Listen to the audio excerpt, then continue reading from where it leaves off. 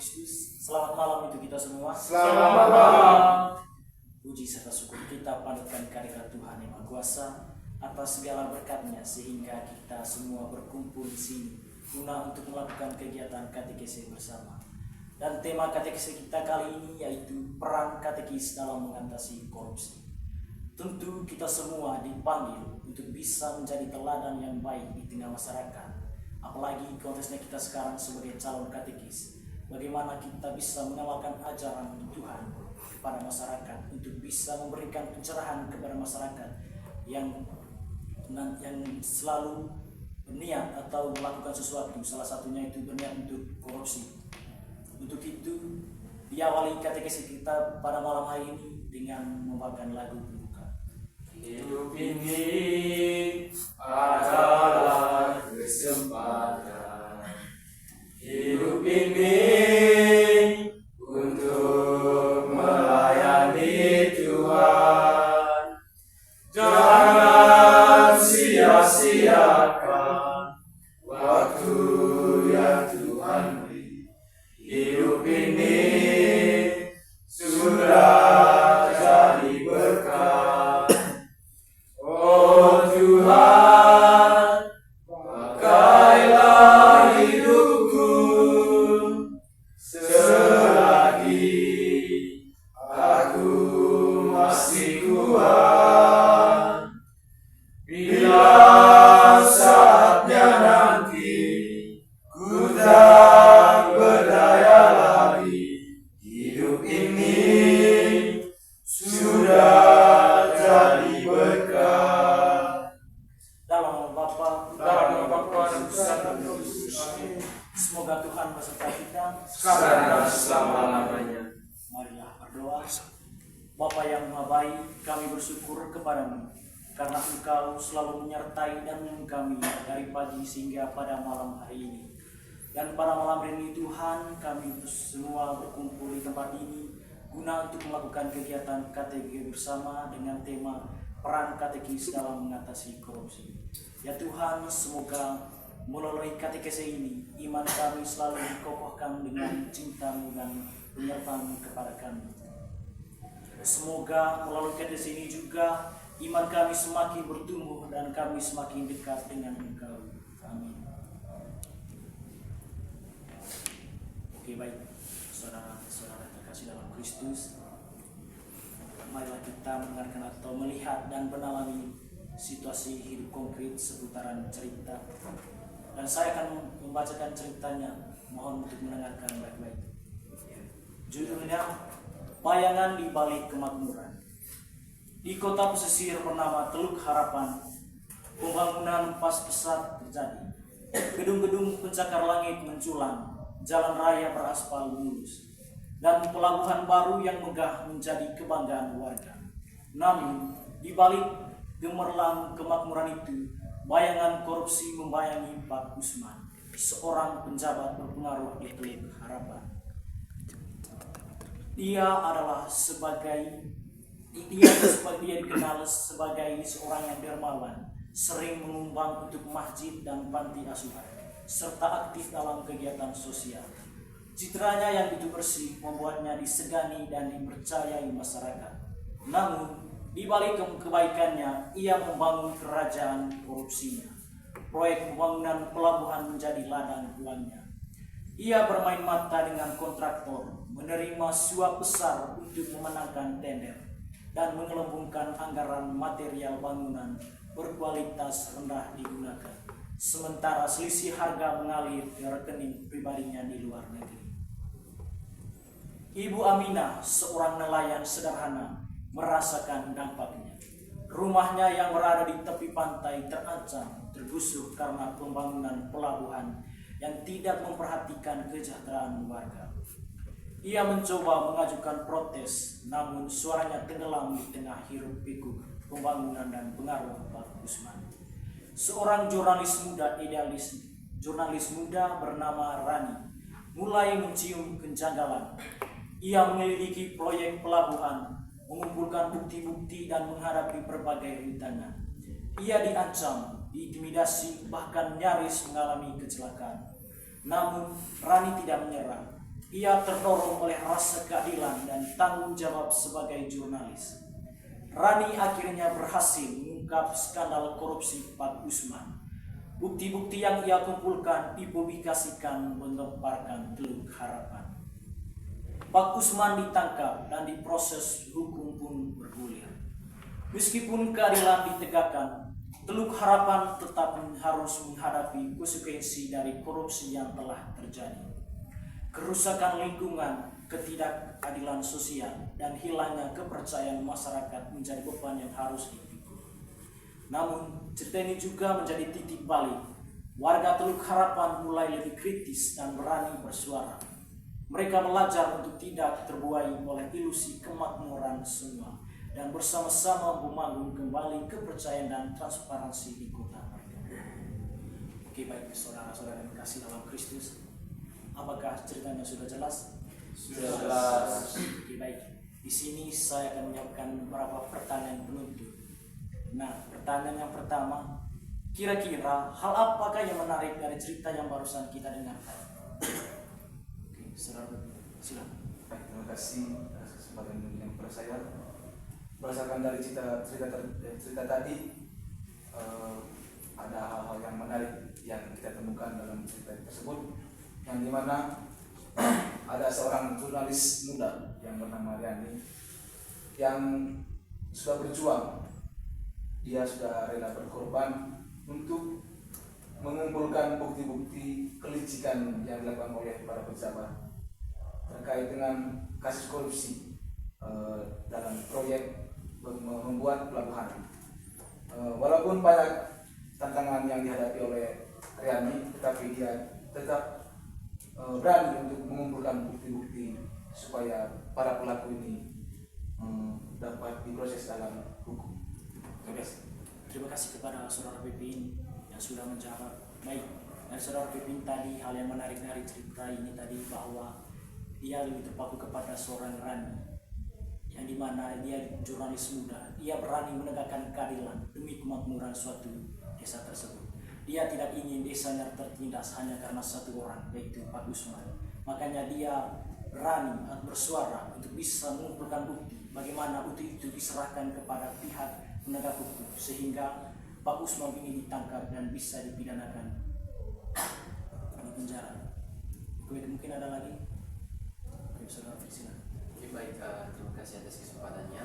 Kalau saya setelah mendengarkan sebuah narasi cerita tadi, saya lebih tertarik dari sikap masyarakat secara khusus dari seorang ibu yang nelayan, yang dimana dia menyuarakan kebenaran sesuai dengan situasinya yang terjadi di dalam pribadinya sendiri. Artinya seorang nelayan itu menegakkan atau mengkritik Pak Usman, yang dimana Pak Usman itu sebagai pejabat publik ketika dalam membangun sebuah kota, pelabuhan, tanahnya ini tergusur. Artinya Pak Usman itu tidak memperhatikan situasi bagaimana kehidupan selanjutnya dari masyarakat sendiri. Tetapi di sini tadi di balik cerita itu tadi akhirnya tadi semua masyarakat tadi memiliki sikap kritis dan walaupun nanti ujung-ujungnya sikap kritis mereka itu semacam tidak berlaku di meja pengadilan, tetapi ini menunjukkan kepada kita bahwa sikap kritis itu penting, walaupun ujung-ujungnya nanti sikap kritis itu tidak ada hasil yang membuahkan, tetapi kita harus memiliki tekad. Terima kasih. Oke, baik, terima kasih kepada saudara Raffi. Hal yang menarik dari saudara Raffi tadi yang itu dia terpaku kepada respect masyarakat, yang dimana walaupun mereka hanya masyarakat biasa, salah satu contohnya itu Ibu Amanah, yang dimana dia itu seorang nelayan. Nah, yang membuat Ibu Amanah ini marah karena dari perbuatan dari Pak Usman ini, semua pembangunan gedung itu, maksudnya di sampingnya itu dari pembangunan gedung dari pelabuhan itu disingkirkan, bahkan rumahnya, sehingga dia berani bersikap kritis terhadap hal yang dilakukan Pak Usman, sehingga Pak Usman ini ditegakkan keadilan sehingga bisa ditangkap. Mungkin ada lagi? Kalau tidak ada, langsung kita pertanyaan nomor 2. Baik, pertanyaannya, dari cerita tadi, apa pesan untuk kita?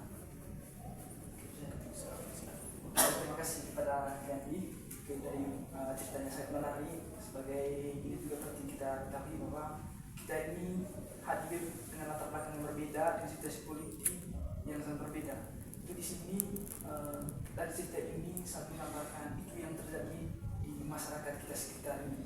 Artinya bahwa kegiatan perlakuan korupsi ini sangat merajalela. Itu di sini ini juga menjadi PR bagi kita sebagai orang muda, sebagai agen of change atau agen perubahan, untuk bisa membawa perubahan. Tentunya di sini kita dituntut agar bisa mensosialisasikan kepada masyarakat bagaimana melihat situasi sekitar. Kita dituntut untuk bisa mengkritik terkait dengan penyalahgunaan kekuasaan yang telah dijelaskan. Di sini juga dituntut kita sebagai kita melihat dari tokoh Riani tadi sebagai jurnalis yang kritis terkait masalah-masalah sekitar. Itu kita ini pesannya sangat jelas bahwa harapannya kita juga bisa menjadi Riani-Riani yang lain agar kita bisa memahami dan bisa berguna bagi orang-orang sekitar kita. Baik, terima kasih kepada Saudara Raffi. Jawabannya sangat bagus, yang mana dia itu terpaku kepada bagaimana peran kita sebagai orang muda. Kita harus berani menegakkan keadilan, yang dimana kita itu adalah agen of change, yang membawa agen pembawa perubahan. Artinya segala sesuatu kita bisa adili, segala perbuatan yang dilakukan orang simpatisan, kegiatan apa yang dilakukan oleh para penjahat, kita harus bisa menegakkan keadilan. Baik, terima kasih. Mungkin ada lagi, Saudara Raffi. Baik, terima kasih atas kesempatannya. Pesan yang mau disampaikan dalam sebuah narasi cerita itu tadi, saya menggambarkan seorang jurnalis Riani tadi dan mengaitkan dengan apa yang dia tujuankan. Artinya kita mengaitkan dengan pribadi kita sendiri, dan dimana kita adalah sebagai calon katekis, kita sebagai calon katekis menegakkan keadilan, kebenaran, dan menyuarakan suara Allah di tengah masyarakat itu sendiri. Artinya kita harus memberikan pencerahan sekaligus itu tadi terkait dengan masalah-masalah yang lagi hangat dibicarakan. Artinya sebagai agen pastoral atau katekis ini kita memberikan sebuah pencerahan, bukan lagi kita sebagai orang terdepan untuk melakukan sebuah tindakan prosedur, tapi kita menggambarkan sikap Riani itu tadi sendiri supaya kita menegakkan keadilan walaupun berbagai tantangan persoalan dihadapi, tetapi pada intinya kebenaran itu harus dinyatakan, harus terbukti secara jelas. Itu pesan yang mau disampaikan. Terima kasih. Terima kasih kepada Saudara Raffi yang sudah memberikan pesan dari Saudara Raffi tadi, bahwa dia terpaku kepada seorang Rani tadi, yang dimana seorang jurnalis yang dimana dia berani menegakkan keadilan dan mengerti keputusan yang dilakukan untuk membangun sebuah gedung yang tidak bermoral untuk masyarakat. Dan tentu kita sebagai katekis, kita harus bisa menegakkan keadilan, apalagi kita ini sebagai tombak utama untuk bisa menjadi agen of change atau agen perubahan di tengah masyarakat. Kita harus bisa mengajarkan ajaran kasih dari Tuhan, bahwa segala sesuatu kita harus perlu pikir-pikir. Ketika segala tindakan yang kita lakukan harus pikir-pikir dan tindakan itu supaya tidak merugikan orang lain. Baik, terima kasih. Mungkin ada lagi? Tidak ada. Baik, langsung saja ke pertanyaan nomor 3. Setelah kita mendengarkan cerita tadi, mungkin ada dari kita yang ingin membagikan pengalamannya seturut dengan cerita yang sudah kita dengarkan. Silakan. Baik, terima kasih. Saya akan menceritakan pengalaman yang dimana pengalaman ini sudah terjadi di desa kami, yang dimana seorang kepala desa sudah melakukan proyek pembuatan jalan tadi di desa kami. Terus yang sebenarnya tender ini adalah milik orang lain karena mereka sudah memenangkan tender ini, tetapi kepala desa ini mengalihkan proyek ini kepada kerabatnya sendiri atau keluarganya sendiri, karena dia ingin menguntungkan pribadi atau menguntungkan keluarganya sendiri dibanding orang lain yang sudah memenangkan tender ini. Terima kasih. Oke, baik, terima kasih kepada Saudara Ruby yang sudah membagikan pengalamannya di desanya, yang dimana di desanya terdapat seorang kepala pemimpin desa. Nah, kepala desa ini mengalahgunakan kekuasaan itu demi kepentingan pribadinya. Salah satunya itu memberikan proyek tender kepada keluarga. sementara masih banyak orang lain yang bisa memegang itu tender, tapi dia hanya memikirkan diri sendiri dan keluarganya, maka dia memberikan tender itu cuma-cuma kepada keluarganya. Oke, baik, terima kasih. Mungkin ada yang lain membagikan pengalaman? Tidak ada. Oke, baik. Kalau tidak ada, saya dapat menyimpulkan di sini. Seorang jurnalis muda idealis bernama Rani mulai mencium kejanggalan. Ia menyelidiki proyek pelabuhan, mengumpulkan bukti-bukti dan menghadapi berbagai rintangan. Ia diancam, bahkan diintimidasi, bukan hanya mengaris mengalami kecelakaan, namun karena ia punya kemampuan atau dia memiliki keberanian sehingga ia dapat menegakkan keadilan dan bagi pelaku yang melakukan korupsi itu bisa ditangkap. Baik, dari cerita yang barusan kita dengar tadi, secara terang-terangan mau mengajarkan kita untuk berani menegakkan keadilan, apalagi kita nih sebagai katekis. Bagaimana kita sebagai katekis harus bisa mengajarkan atau memberantas korupsi. Kita harus bisa memikirkan masyarakat, yang dimana masyarakat itu butuh kita. Bagaimana kita berperan di situ untuk bisa menegakkan keadilan supaya mereka tidak tertindas yang namanya korupsi. Oke, baik. Selanjutnya saudara-saudara, kita akan memasuki tahap-tahap yang paling inti, yaitu mendengarkan inspirasi dari kitab suci Injil Lukas bab 16 ayat 1 sampai 13. Untuk itu saya minta salah satu orang untuk membacakan. Silakan. Semoga Tuhan selalu beserta kita. Sekarang dan selama-lamanya. Inilah Injil Tuhan kita Yesus Kristus menurut Lukas. Perumpamaan tentang bendahara yang tidak jujur. Dan Yesus berkata kepada murid-muridnya, ada seorang kaya yang mempunyai seorang bendahara. Kepadanya disampaikan tuduhan bahwa hendaklah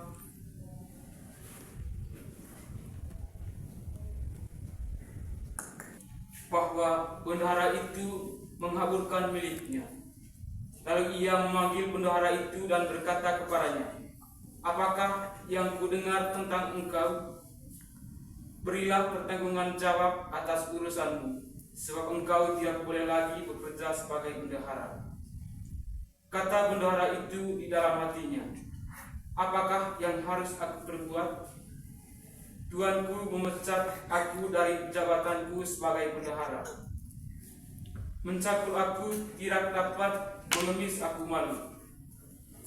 Aku tahu apa yang akan aku perbuat, supaya apabila aku dipecat dari jabatanku sebagai bendahara, ada orang yang akan menampung aku di rumah mereka. Lalu ia memanggil seorang demi seorang yang berhutang kepada tuannya. Katanya kepada yang pertama, berapakah hutangmu kepada tuanku? Jawab orang itu, 100 tempayan minyak. Lalu katanya kepada orang itu, inilah surat hutangmu, duduklah dan buat surat hutang lain sekarang juga.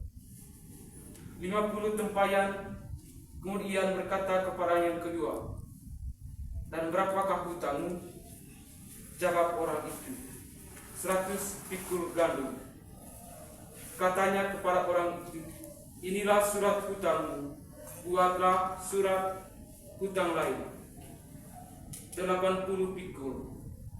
Lalu Tuhan itu memuji bendahara yang tidak jujur itu, karena ia telah bertindak dengan cerdik. Sebab anak-anak dunia ini lebih cerdik terhadap sesamanya daripada anak-anak terang. Dan aku berkata kepadamu, ikatlah persahabatan dengan mempergunakan mamon yang tidak jujur, supaya jika mamon itu tidak dapat menolong lagi, kamu diterima di dalam kemah abadi. Barang siapa setia dalam perkara-perkara kecil, ia setia juga dalam perkara-perkara besar. Dan barang siapa tidak benar dalam perkara-perkara kecil, ia tidak benar juga dalam perkara-perkara besar.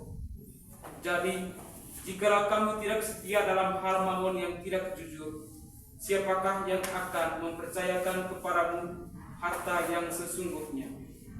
Dan jikalau kamu tidak setia dalam harta orang lain, siapakah yang akan menyerahkan hartamu sendiri kepadamu? seorang hamba tidak dapat mengabdi kepada dua tuan, karena jika demikian ia akan membenci yang seorang dan mengasihi yang lain, atau ia akan setia kepada yang seorang dan tidak mengindahkan yang lain. Demikianlah sabda Tuhan. Terpujilah Kristus. Oke, baik. Terima kasih kepada saudara Ferdi yang sudah membacakan teks kecilnya. Baik, apakah bacanya sudah jelas atau perlu dibaca ulang? Jelas. Oke, baik. Terima kasih. Baik, di sini saya ada pertanyaan itu terkait untuk mendalami teks kecil yang dibacakan tadi. Pertanyaan pertama, dari bacaan yang barusan kita dengar tadi, kira-kira ayat manakah yang menarik? Dan kalau ayat itu menarik, sertakan dengan alasannya mengapa ayat itu. Saya persilakan. Kak, Saudara Afri, silakan. baik, terima kasih. Terima kasih atas kesempatannya. Ayat yang menarik dari sabda Tuhan yang baru kita dengar itu ayat yang ke-8. Lalu Tuhan itu memuji bendahara yang tidak jujur itu karena ia terus bertindak dengan cerdik, sebab anak-anak dunia ini lebih cerdik terhadap sesamanya daripada anak-anak terang. Maka ayat ini sangat menarik terhadap dia semua.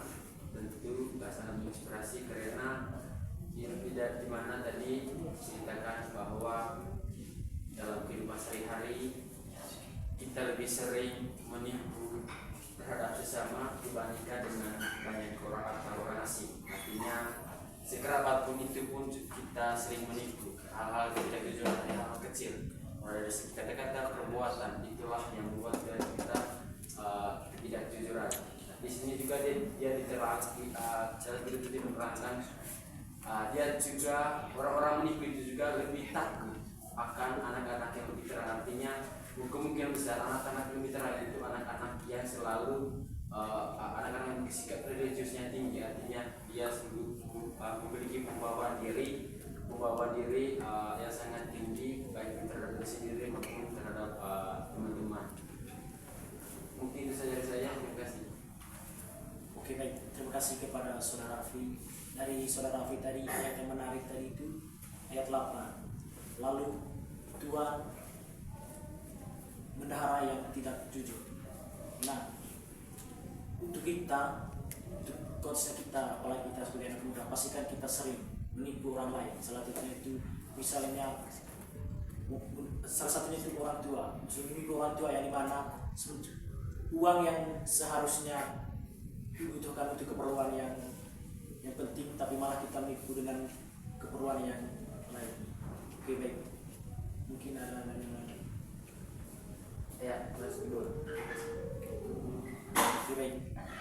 Pertanyaan yang kedua, kira-kira pesan apa yang mau kita kutip dari bacaan yang barusan kita dengar tadi?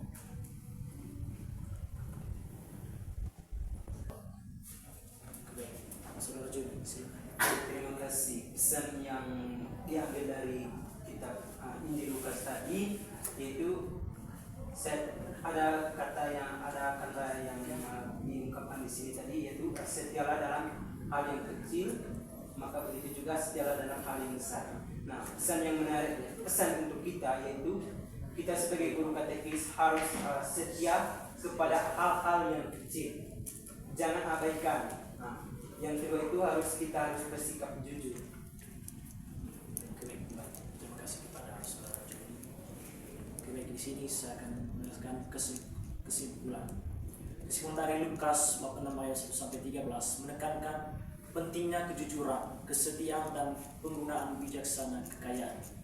Meskipun menceritakan tentang seorang pengurus yang tidak jujur, kisah ini justru digunakan Yesus untuk mengajarkan sebuah prinsip yang lebih besar. Kesetiaan dalam hal-hal kecil akan menghasilkan kesetiaan dalam hal-hal besar, dan sebaliknya.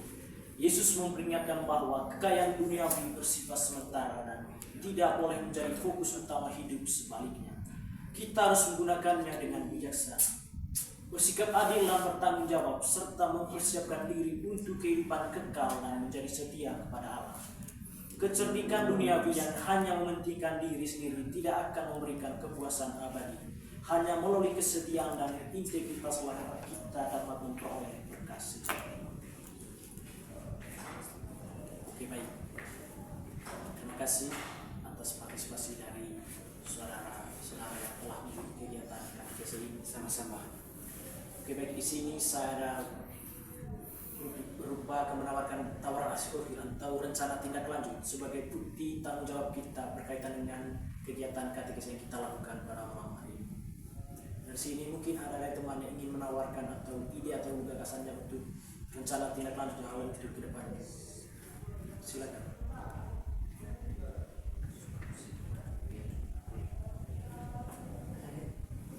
Terima kasih.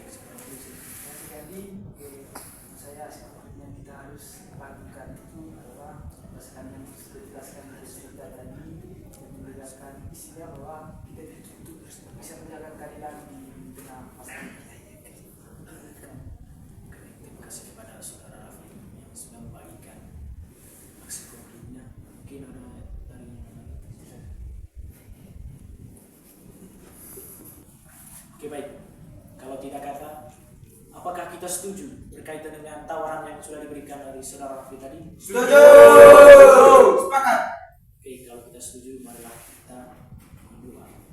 Ya Tuhan, kami bersyukur atas Tuhan yang kami bersyukur atas kesempatan Tuhan sehingga kegiatan katekesi ini berjalan dengan lancar. Semoga pengetahuan dan pemahaman yang kami terima malam hari ini menuntun kami untuk menjadi pribadi yang jujur, bertanggung jawab, dan berani melawan segala bentuk ketidakadilan. Berilah kami kekuatan dan keberanian untuk menjadi teladan yang baik dalam hidup sederhana, menghindari segala bentuk korupsi. Marilah kita satukan doa ini dengan doa yang diajarkan Yesus sendiri kepada kita. Bapa kami yang ada di surga, dimuliakan namamu, dalam kerajaan-Mu, jadilah kehendakmu di atas bumi seperti di surga. Berikanlah kami sejahtera hari ini, dan ampunilah kesalahan kami, seperti yang mengampuni kesalahan kepada kami. Dan jangan masukkan kami dalam pencobaan, tetapi bebaskanlah kami dari yang jahat. semoga Tuhan memberkati dan melindungi kita dengan tangannya yang kudus, Bapa, Putra, dan Roh Kudus. Amin. Terima kasih Tuhan untuk kasih setiamu yang kualami dalam hidupku. Terima kasih Yesus untuk kebaikanmu sepanjang hidupku. Terima kasih Yesusku.